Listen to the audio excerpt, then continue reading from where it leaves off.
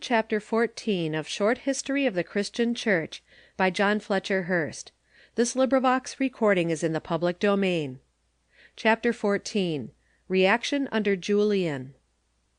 The three sons of Constantine divided their father's empire among themselves.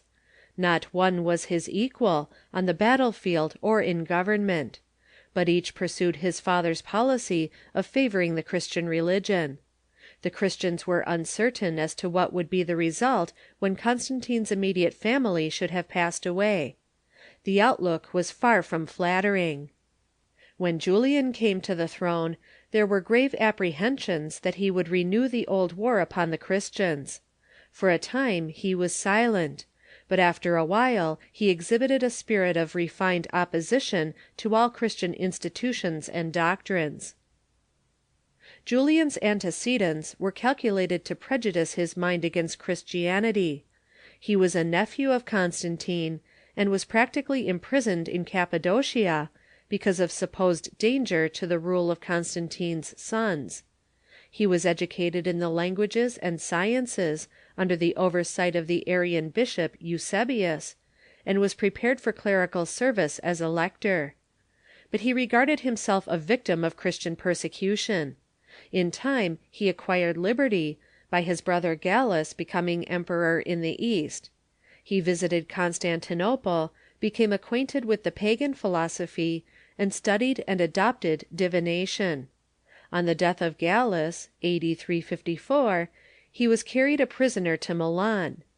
On his release he went to Athens, and was initiated into the mysteries of Eleusis. The reign of Julian began in A.D. 355. At first he shared the empire with Constantius, but on the latter's death Julian was declared by his soldiers the supreme ruler of the Roman Empire, on the bank of the Seine, where the Hotel Clugny, the heart of old Paris, now stands. He early developed great military skill, and was successful in war. He here disappointed everyone, for he had been supposed to be only a recluse and a man of books. He regarded Constantine's family as fair Christian representatives, and hence he rejected Christianity and revolutionized the imperial policy. He took up his abode in Constantinople, and adopted immediate measures to convert it into a pagan city. His one great object was to suppress Christianity and restore paganism to its old grandeur, but with such improvements as might be derived from Oriental or any other sources. He issued no formal edict against Christianity, but raised barriers on every hand. He claimed that his philosophy taught him toleration of all faiths, but this was a thin disguise. He was bitter towards the religion of Christ. The principal measures by which Julian sought to suppress Christianity were: 1.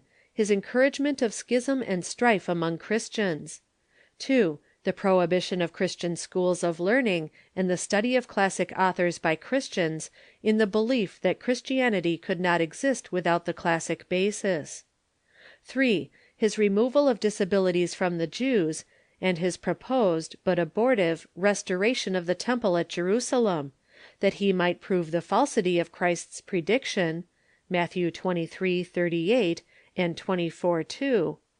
4. His requirement that the soldiers should attend pagan worship. 5. His withdrawal of existing immunities from the clergy. 6. His failure to punish his heathen subjects for deeds of violence against Christians. 7. His punishment of Christians for the slightest offenses.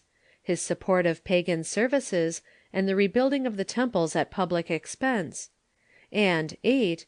His authorship of a work, now lost, in defense of paganism. Julian's reign was short, lasting only 20 months. He died while on a campaign against the Persians, A.D. 363. It was currently believed by the Christians that his last words were, "Tandem visisti Galileia."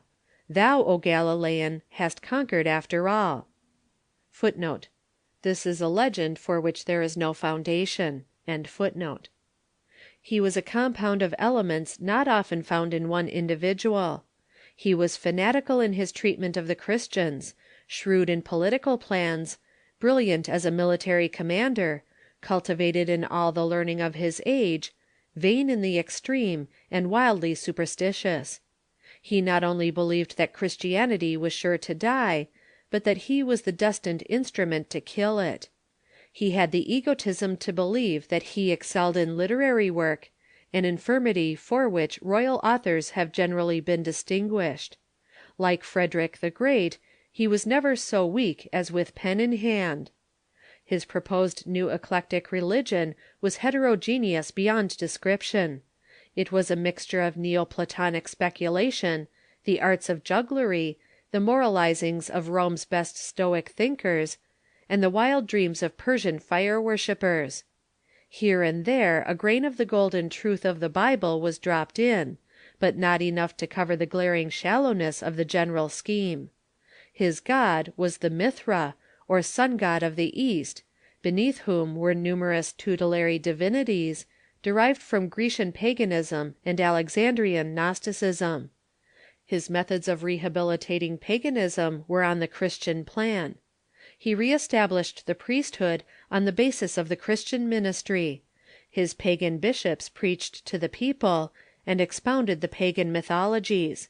He foisted into pagan use the constitution of the Church; provided for penance, excommunication, absolution, and restoration; twisted Christian psalmody into the heathen rites, whose choirs chanted and congregations responded after the most approved ecclesiastical mode; and provided hospitals for the sick, destitute, and orphans, and gave alms after the manner of the Christian diaconate.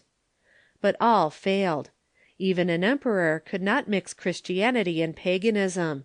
He was the last ruler on the Roman throne who was hostile to Christianity. He passed into history as Julian the Apostate.